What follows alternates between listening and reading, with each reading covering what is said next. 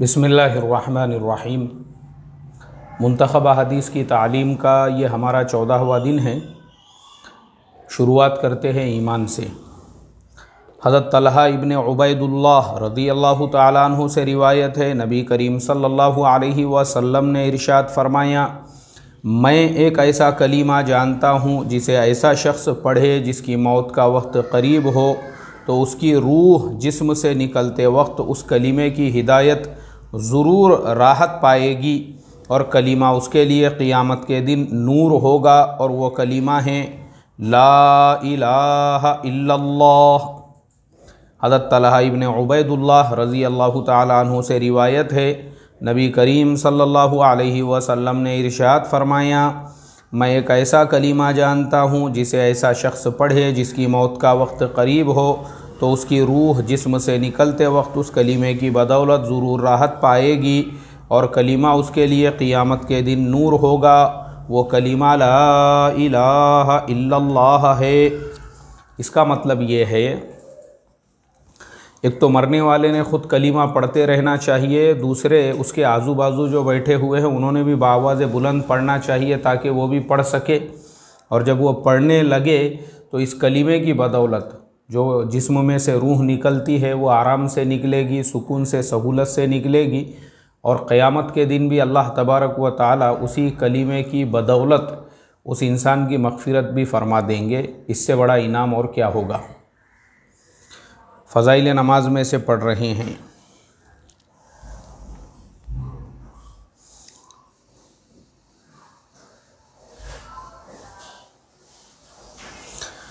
हज़रत उस्मान इब्ने अफ़्फ़ान रज़ी अल्लाहु ताला अन्हु से रिवायत है, रसूलुल्लाह सल्लल्लाहु अलैहि वसल्लम ने इरशाद फरमाया, जो शख्स नमाज़ पढ़ने को ज़रूरी समझे वो जन्नत में दाखिल होगा।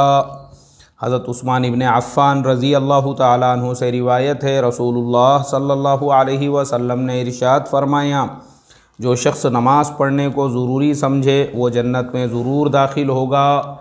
यानी नमाज़ों का एहतमाम अगर कर रहा है तो उसको जन्नत में जाना ही जाना है। और इल्म और ज़िक्र में से पढ़ा जा रहा है।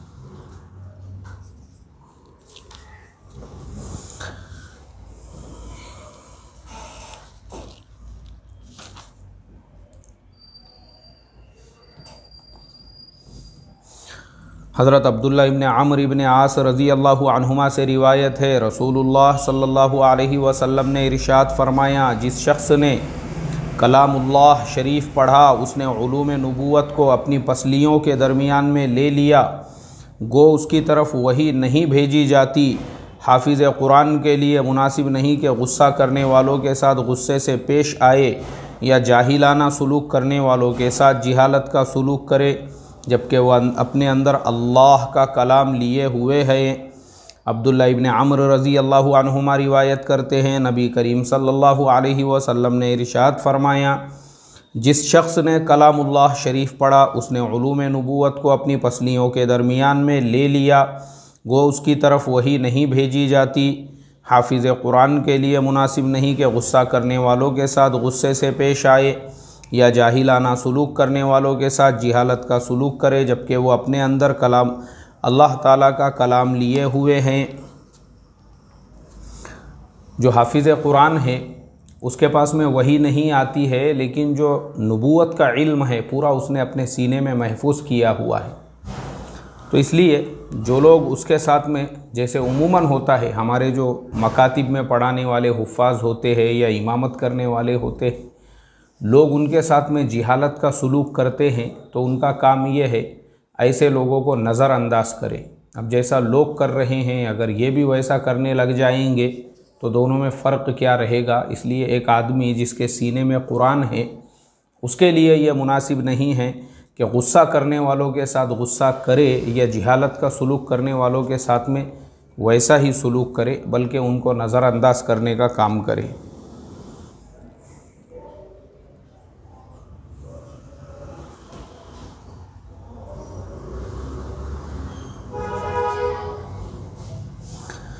हज़रत राफ़िअ इब्ने खदीज रज़ी अल्लाहु ताला अन्हु रिवायत करते हैं, रसूलुल्लाह सल्लल्लाहु अलैहि वसल्लम ने इरशाद फरमाया, जब अल्लाह तबारक व तआला किसी बंदे से मोहब्बत फ़रमाते हैं तो उसको दुनिया से इस तरह बचाते हैं जिस तरह तुम में से कोई शख्स अपने मरीज़ को पानी से बचाता है।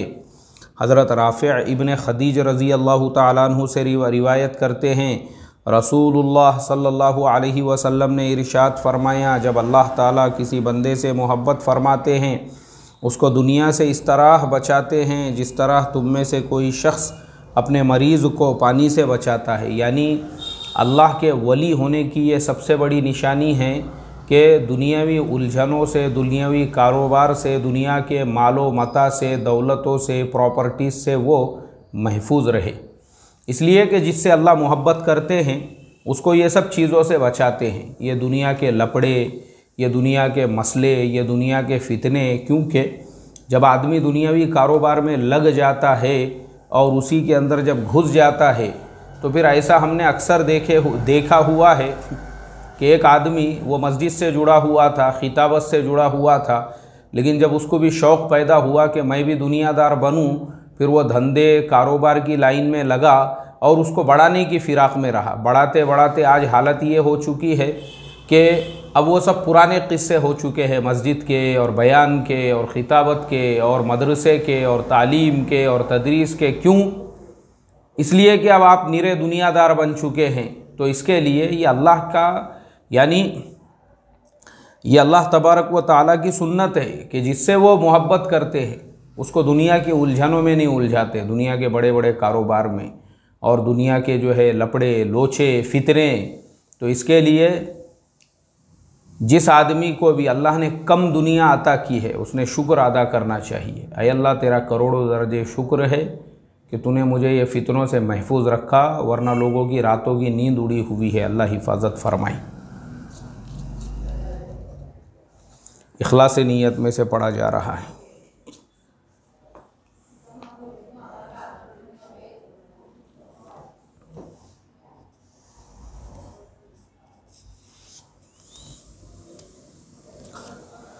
कल मैंने एक हदीस कहा था इखलास नीयत की, उसकी मैं थोड़ी सी वजाहत कर दूंगा। तो आज वही हदीस हम दोबारा पढ़ते हैं। हज़रत अबू कबशा अन्मारी रज़ी अल्लाह तआला अन्हु से रिवायत है, उन्होंने नबी करीम सल्लल्लाहु अलैहि वसल्लम को ये इरशाद फरमाते हुए सुना, मैं कसम खाकर 3 चीज़ें बयान करता हूँ, उसके बाद एक बात ख़ास तौर से तुम्हें बताऊँगा, उसको अच्छी तरह महफूज रखना। वो 3 बातें जिस पर मैं कसम खाता हूँ उनमें सबसे पहली ये है कि किसी बंदे का माल सदका करने से कम नहीं होता। किसी बंदे का माल सदका करने से कम नहीं होता। किसी ने जो सदका कर दिया, दीन के काम में ख़र्च किया, उससे माल कभी भी कम नहीं होगा। लगेगा कि मेरे 10 रुपये, 100 रुपये, 1000 रुपये, लाख रुपये खर्च हो रहे हैं, लेकिन उससे माल कम नहीं होगा। दूसरे ये कि जिस शख्स पर जुल्म किया जाए और वह उस पर सब्र करे तो अल्लाह ताला उसके सब्र की वजह से उसकी इज़्ज़त बढ़ाते हैं। किसी पे जुल्म हो रहा है तो इसका मतलब ये नहीं है कि जुल्म सहने की वजह से या बर्दाश्त करने की वजह से वो ज़लील हो जाएगा या उसकी इज़्ज़त कम हो जाएगी। नहीं, अल्लाह उसकी इज़्ज़त और बढ़ाएंगे। और मैं आपको उसकी मिसाल देकर बताता हूँ, 2 मिसालें देकर बताता हूँ। एक साहब एक मस्जिद में इमामत किया करते थे, कुछ लोग उनके पीछे पड़े हुए थे। छोटी सी मस्जिद थी और वो ये चाहते थे, उनके हर चीज़ में ऐब निकालते थे, नक्स निकालते थे। पीछे जो है ना वो मोबाइल का रिकॉर्डर और ऑन करके रखते थे और बाद में बैठ के जो है मजलिसों में सुनते थे, देखो तरावी में ये गलती कर रहे हैं इमाम साहब, सूरत में उनके वो गलती, यहाँ ज़बर बराबर नहीं निकला ज़ेर। और ये सब करने वाले वो अनपढ़ और जाहिल थे जिनकी ख़ुद की सूरतुल फातिहा सही नहीं थी। और यही सारे मसाइल को लेकर उन्होंने वो इमाम साहब पर इतना जुल्म किए, उनको अपनी इमामत छोड़ना पड़ी, यानी पीछे पड़ गए उनके, सिर्फ हसद और जलन की वजह से। क्योंकि वो एरिया के लोग इमाम साहब के बहुत मुरीद थे, चाहने वाले थे, मोहब्बत करने वाले थे, तो हासिदीन ऑटोमेटिकली ऐसे पैदा हो जाते हैं। इमाम साहब ने बर्दाश्त किए, बर्दाश्त करने से उनकी इज़्ज़त कम नहीं हुई, उनको उस मस्जिद से निकाल दिया गया। उन्होंने सब्र किए, इज़्ज़त कम नहीं हुई, और मक्कतुल मुकर्रमा से उनको ऑफ़र आया इमामत के लिए। अब वही इमाम साहब जो इंडिया के एक छोटी सी मस्जिद के इमाम थे, आज वो सऊदी अरब के अंदर एक बहुत बड़ी मस्जिद के इमाम व ख़तीब है, ऑफिशियल गवर्नमेंट के इमाम। तो मुझे आप बताओ, उन्होंने जुल्म सहा, बर्दाश्त किया, तो क्या अल्लाह ने उनको जलील किया? नहीं, खुदा का निज़ाम है ये। ऐसे ही एक साथी जो दावत के काम के एतबार से बहुत मेहनत किया करते थे, तो जो ज़िम्मेदार थे शहर के, उनके और उनके जो है किसी मामले की वजह से दोनों की जमती नहीं थी। तो वो हर मामले में वो साथी को नज़रअंदाज कर देते थे, कभी उसकी बात नहीं तय करते थे, उसको कोई ज़िम्मेदारी नहीं देते थे, सिर्फ़ और सिर्फ पर्सनल दुश्मनी की वजह से। क्योंकि देखो, हमारे इस ज़माने के अंदर भी ऐसा नहीं है कि जो शहर का ज़िम्मेदार है या इलाके का ज़िम्मेदार है तो वो 100% दीन पर ही होगा। वो भी इंसान है, उसके साथ में भी नफ्स है, शैतान है, उसके अंदर भी ख्वाहिशात है। तो ऐसे लोग बहुत सारे होते हैं। अब उनको अल्लाह बना देता है ज़िम्मेदार, लेकिन वो मशवरों में भी अपनी नफसानी ख्वाहिशात को इस्तेमाल करते हैं। तो वो बेचारे साथी को नज़रअंदाज करते थे, उसकी बात तय नहीं करना, उसको ज़िम्मेदारी नहीं देना। वो बेचारा जो है इखलास के साथ कुर्बानियों के अंदर लगा हुआ था। फिर एक वक्त ऐसा आया, उसने मरकज़ निज़ामुद्दीन में ख़त लिखा और सारे हालात लिखे कि हमारे शहर में तो ऐसा चल रहा है। तो हमारे बड़ों में उस वक्त में हज़रत जी मौलाना इनामुल हसन साहब रहमतुल्लाह अलैहि हयात थे। आपने उनको मरकज़ बुला लिया और मरकज़ बुलाने के बाद मरकज़ के जो तकाज़े होते हैं उन तकाज़ों पे उनको इस्तेमाल करने लगे। आज वही साहब हमारे अकाबिर और बड़े ज़िम्मेदारों में हैं। मैं उनका नाम नहीं लूँगा क्योंकि ये बात उन्होंने मुझे पर्सनली बताए थे। बोले देखो, छोटे लेवल पे जब लोग आप पे ऐसा जुल्म करते हैं, नज़रअंदाज करते हैं, और अल्लाह ने उनको कोई ज़िम्मेदारी दे दिया या मकाम दे दिया और उसका ऐसा गलत नफसानी ख्वाहिशात के लिए इस्तेमाल करते हैं, तो इसका मतलब ये नहीं रहता कि वो साथी बर्बाद हो गया। अल्लाह उसकी कुर्बानियों पर आलम में उससे काम लेते हैं। बोले देखो, आज मैं यहाँ पर हूँ इतने सालों से, तो उसकी वजह सिर्फ ये है कि आज अल्लाह मेरे से और बड़े लेवल पे मुझे अल्लाह ने काम के लिए कबूल किया। तो वो आज बड़े अकाबिर और ज़िम्मेदार है, अल्लाह पूरे आलम में उनसे काम ले रहा है। तो उन्होंने क्या किए, शिकवा शिकायत नहीं किए, लड़ाई झगड़े नहीं किए, मशवरे में हंगामे नहीं किए। उन्होंने अल्लाह से दुआ की है कि अय अल्लाह, तूने इसको ज़िम्मेदार बनाया और ये अपने नफ्स का इस्तेमाल मशवरों में कर रहा है, तो अय अल्लाह तू इसके फितनों से हमें बचा। और हम चाहते हैं कि तेरे दीन की खातिर अपने जान माल वक्त की ज़्यादा से ज़्यादा कुर्बानी दे, हमारी कुर्बानियों को कबूल फरमा। तो चूँकि ये मैंने आँखों देखी बात आपको बताया, ये जो हदीस है ना कि सब्र की वजह से उसकी इज़्ज़त बढ़ाते हैं, अल्लाह उसकी इज़्ज़त, सब्र करो, अल्लाह इज़्ज़त कम नहीं करते। तीसरे ये कि जो शख्स लोगों से मांगने का दरवाज़ा खोलता है, अल्लाह उस पर फ़क्र का दरवाज़ा खोल देते हैं। और जिसको एक बार भीख मांगने की आदत लग गई और मालदारों से जिसको मांगने की, अभी जैसे मैंने इस पे मुस्तकिल एक सबक दिया था कि एक साहब ने मुझे ईमेल किए और ये कहा था कि बोले मौलाना आप इस पे सबक दो कि मालदार लोग गरीबों की मदद करें। तो मैंने उस पर यह सबक दिया था कि हमारा काम यह है, हम मेहनत करें, हम अगर ज़रूरत पड़ रही है तो अपने ज़ेवरात बेच दे, अपनी प्रॉपर्टी बेचे, लेकिन किसी के सामने भीख ना मांगे। इसलिए कि जिसको भीख मांगने की आदत पड़ जाती है, आज ये मालदार से, कल वो मालदार से, परसों वो मालदार से, फिर वो भीख मांगने की आदत पड़ जाती है। तो ये हदीस है अल्लाह के नबी की और हमने इसको अपनी आंखों से देखा है। क्या देखा है आंखों से?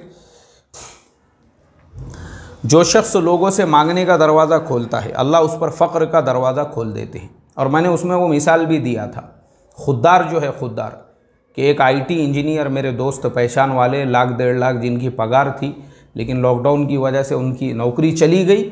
वो बेचारा सब्ज़ी तरकारी बेच रहा है, मार्केट यार्ड से लाता है, सुबह सुबह बेचता है। क्यों? इसलिए कि मुझे हाथ नहीं फैलाना है। अल्लाह ने मुझे 2 हाथ पैर दिए हैं मेहनत के लिए। ठीक है, जो हाथ से मैं सॉफ्टवेयर का काम करता था, अब हालात आ गए, कांदे बटाटे भी मैं बेच सकता हूँ, शर्म की बात नहीं है, उसमें कोई हराम नाजायज़ नहीं। तो ये खुददारी होना चाहिए। और जो अपना मकाम और मर्तबा देखे, मेरा मकाम ऐसा है, मैं तिजारत करूं तो लोग क्या कहेंगे, छोटा कारोबार करूं तो, इसलिए भीख मांगने में शर्म नहीं है, लेकिन तिजारत करने में शर्म आ रही है। अल्लाह हिफाजत फरमाए। फिर अल्लाह के नबी ने इरशाद फरमाया, एक बात तुम्हें बताता हूँ, उसे याद रखो।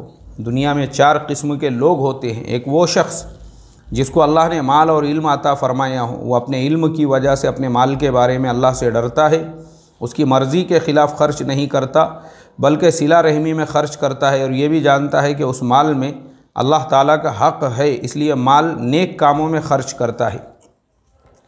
ये शख्स क़यामत में सबसे बेहतरीन दर्जों में होगा। वो आदमी माल भी है, इल्म भी है। इल्म का मतलब ये नहीं है कि वो आलिम है, मुफ्ती है, डिग्री होल्डर है, ये नहीं है।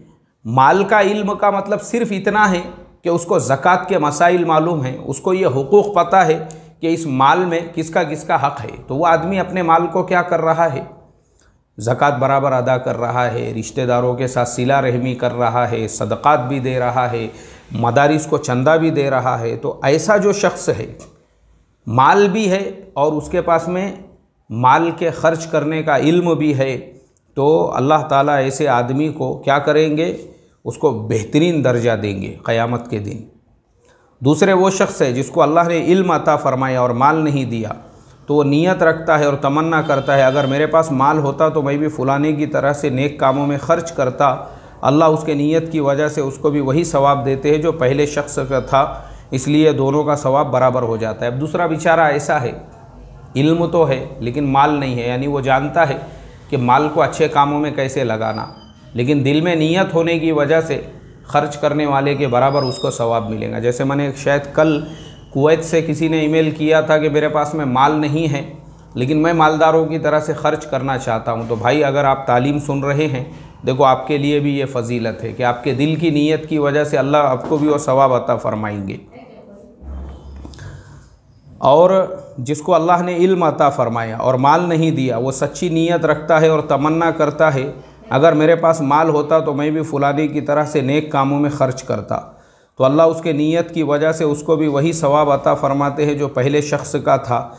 इसी तरह उन दोनों का सवाब बराबर हो जाता है। तीसरा वो शख्स है जिसको अल्लाह ताला ने माल दिया मगर इल्म नहीं अता किया, और वो अपने माल में इल्म ना होने की वजह से गड़बड़ करता है, बेजा खर्च करता है, ना उस माल में अल्लाह का खौफ करता है, ना सिला रहमी करता है, ना ये जानता है कि अल्लाह ताला का उस माल में क्या हक़ है। ये शख्स क़यामत में बदतरीन दर्जे में होगा। अब एक आदमी को तो अल्लाह ताला ने खूब माल अता फ़रमाया है, उसके पास में इसका इल्म ही नहीं है कि ज़कात कैसे अदा करना चाहिए, खेती की ज़कात कैसे अदा करना चाहिए, और खेत में जो पैदावार है उसकी ज़कात कैसे अदा कर। खूब माल है उसके पास, लेकिन रिकॉर्ड बना रहा है वो। बोले पहले अपने पास में 1 प्लॉट था, अब 10 प्लॉट है, और पहले तो बोले अपने पास में जो है ख़ुद का छोटा सा फ्लैट था, अब तो बोले अपन ने वो जो है ना फलाने एरिया में वहाँ पे 10 एकड़ ज़मीन भी लेके डाल दिए। मतलब ये है कि माल को खाली दुनिया बड़ा बनाने के अंदर खर्च कर रहा है। तो फरमाया ऐसा जो इंसान है सिर्फ माल पे माल बढ़ा रहा है, वो बदतरीन दर्जे में होगा, बदतरीन दर्जे के अंदर। अल्लाह हिफाजत फरमाए। और चौथा वो शख्स है जिसको अल्लाह ने ना माल दिया ना इल्म अता किया, और वो तमन्ना करता है अगर मेरे पास माल होता तो मैं भी फलाने यानी तीसरे आदमी की तरह से बेजा खर्च करता। उसको इस नीयत का गुनाह होता है और उसका और तीसरे आदमी का गुनाह बराबर हो जाता है, यानी अच्छे या बुरे आज़म पर उसी जैसा सवाब और गुनाह होता है जो अच्छे या बुरे अमल पर होता है।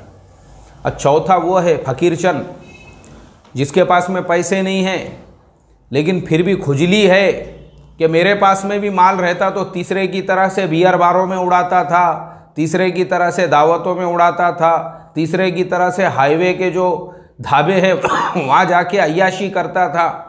कुछ नहीं है फ़कीरचंद के पास में, लेकिन नीयतें ऐसी है, बोले यार साला अपने पास में पैसा नहीं है रे, बोले पैसा रहता था ना तो दोस्तों को ले जाके वो बियर बार पे तो धिंगाना कर देते थे अपन। ये नीयत की वजह से अल्लाह ताला वो चौथे को भी तीसरे वाले के बराबर का गुनाह उसके नीयत की वजह से जो है उसी में वो शामिल हो गया। अल्लाह हिफाजत फरमाए। दावत व तबलीग में से पढ़ा जा रहा है। कुरान में अल्लाह ताला ने अपने नबी सल्लल्लाहु अलैहि वसल्लम को ख़िताब करके कहा, आप फरमा दीजिए मेरा रास्ता तो यही है कि मैं पूरी बसीरत के साथ अल्लाह की तरफ दावत देता हूँ और जो मेरी पैरवी करने वाले हैं वो भी अल्लाह की तरफ दावत देते हैं। रसूलुल्लाह सल्लल्लाहु अलैहि वसल्लम से खिताब है, आप फरमा दीजिए मेरा रास्ता तो यही है कि मैं पूरी बसीरत के साथ अल्लाह की तरफ दावत देता हूँ और जो मेरी पैरवी करने वाले हैं वो भी अल्लाह की तरफ दावत देते हैं। लायानी बातों से बचना।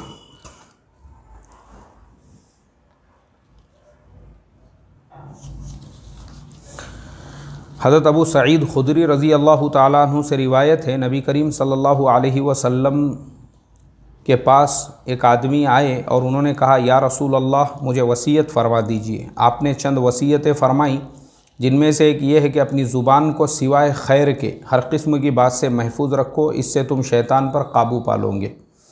हज़रत अबू सईद खुदरी से रिवायत है, एक आदमी रसूलुल्लाह सल्लल्लाहु अलैहि वसल्लम के पास आए, अर्ज़ किया, या रसूल अल्लाह मुझे कुछ वसीयत फरमा दीजिए। आपने चंद वसीयतें फ़रमाई, जिनमें से एक ये है अपनी ज़ुबान को सिवाय खैर के हर किस्म की बात से महफूज रखो, इससे तुम शैतान पर काबू पालोगे। मतलब ये है कि ज़ुबान से सिर्फ़ खैर की बात करो, फ़ालतू बातें, ग़ीबतें, चुगलियाँ, बुराइयाँ, इनसे अपनी ज़ुबान को महफूज रखो। अपनी ज़ुबान को इन सब चीज़ों से महफूज रखोगे तो फितनों से भी महफूज रहोगे और शैतान तुम्हारे कंट्रोल में आ जाएगा। अल्लाह ताला इन तमाम बातों पर हम तमाम को अमल की तौफ़ीक़ अता फ़रमाएँ और अल्लाह ताला इस तालीम के ज़रिए से हमारे दिलों में आमाल का जज्बा, शौक़ पैदा फ़रमाएँ। आमीन सुम्मा आमीन। अस्सलामु अलैकुम वरहमतुल्लाहि वबरकातुहू। सुब्हानल्लाहि व बिहम्दिही, सुब्हानकल्लाहुम्मा व बिहम्दिका, नशहदु अल्ला इलाहा इल्ला अंता, नस्तगफिरुका व नतूबु इलैक। सुब्हान रब्बिका रब्बिल इज़्ज़ति अम्मा यसिफून व सलामुन अलल मुरसलीन वल्हम्दुलिल्लाहि रब्बिल आलमीन।